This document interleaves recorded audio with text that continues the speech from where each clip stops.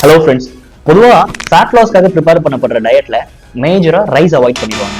இப்படி rice avoid பண்ணாதான் பெரிய அளவில் ரிசல்ட் வரும் அப்படின்னு சொல்லிட்டு பல பேர் நினைச்சிட்டு இருக்காங்க. இது உண்மையா இல்லை இதுக்கு பின்னாடி என்ன ஒரு மிஸ்கன்செப்ஷன் இருக்குன்னு சொல்லிட்டு இந்த வீடியோல ஃபுல்லா பார்க்க போறோம். நீங்க நம்ம சேனலுக்கு புதுசா இருந்தீங்கன்னா சப்ஸ்கிரைப் பண்ணிக்கோங்க. Let's get into the topic. பிரச்சனை எங்க ஸ்டார்ட் ஆச்சுன்னா நம்ம வீட்ல இல்ல, டிபிக்கலா எல்லா சவுத் இந்தியன் வீட்லயும் ரைஸுக்கு ஒரு முக்கிய பங்கு இருக்கு.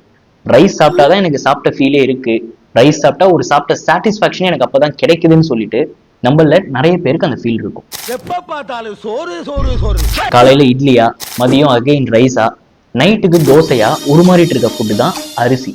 இந்த பாஸ்ட் டீகேடா நிறைய பேருக்கு இதே ஃபுட், இதே டயட், இதே லைஃப் ஸ்டைல்ல இருந்து இன்சுலின் ரெசிஸ்டன்ட் டெவலப் ஆகி டைப் 2 டயபெட்டிஸ் வந்திருக்கு. இந்த டைப் 2 டயபெட்டிஸை டயக்னோஸ் பண்ண டாக்டர் இவங்க சாப்பிட்ட டயட்ல என்ன இருக்குன்னு பார்த்து அதை கம்மி பண்ண தான் சொல்லியிருக்காங்க. அதாவது இந்த ரைஸை அப்படி வேர்ட் ஆஃப் மவுத்தா ரைஸை அவாய்ட் பண்ணா டயபெட்டிஸ் குறைஞ்சிரும், ஒபிசிட்டி இருக்கா ரைஸை கம்மி பண்ணுங்க இப்படின்ட்டு பரவி தான் நம்ம ரைஸை அவாய்ட் பண்ண ஆரம்பிச்சோம்.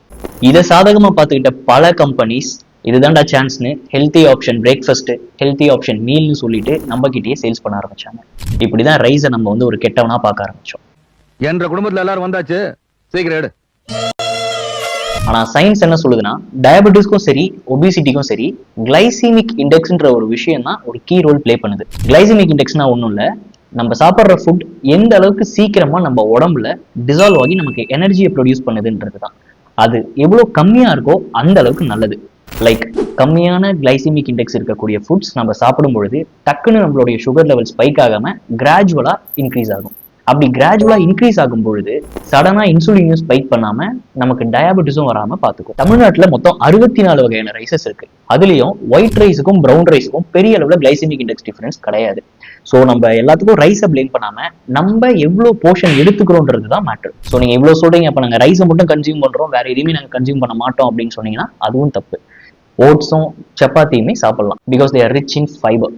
அதே நேரத்துல அதை மட்டுமே சாப்பிடாம ரைஸையும் நம்ம இன்க்ளூட் பண்ணிக்கலாம். நம்மளுடைய கேலரி கோல் எப்படி இருக்குன்றத பார்த்துட்டு அதுக்கு டெபிசிட்டா ஒரு டயட்டை பிளான் பண்ணிட்டு ரைஸும் கம்மியான போர்ஷன்ஸ்ல நம்ம எடுத்துக்கும் பொழுது ஃபேட் லாஸ் நல்லா நடக்கும். ஸோ நீங்க ஒரு மீல் கன்சியூம் பண்றீங்க அப்படின்னா கார்போஹைட்ரேட்டும் இருக்கணும், ப்ரோட்டீன்ஸும் இருக்கணும், ஃபேட்ஸும் இருக்கணும். இப்படி நீங்க ப்ரொபோர்ஷனேட் பண்ணி கன்சியூம் பண்ணும் பொழுதுதான் அது ஒரு பேலன்ஸ்டு டயட்டா இருக்கும். உங்களுக்கு டயட் பத்தி இன்னும் தெளிவா தெரிஞ்சுக்கணும் அப்படின்னா கமெண்ட்ஸ்ல டயட்னு கமெண்ட் பண்ணுங்க. அடுத்தடுத்து வரக்கூடிய வீடியோஸ்ல ஒருத்தர் ஒரு டயட்டை எப்படி ஃபார்முலேட் பண்ணணும்ன்றத பெர்ஃபெக்ட்டா சொல்றேன். அண்ட் வீடியோ பிடிச்சிருந்தா லைக் பண்ணுங்க, சேனலை சப்ஸ்கிரைப் பண்ணிக்கோங்க, உங்க ஃப்ரெண்ட்ஸ் அண்ட் ஃபேமிலிக்கு இந்த வீடியோ ஷேர் பண்ணுங்க.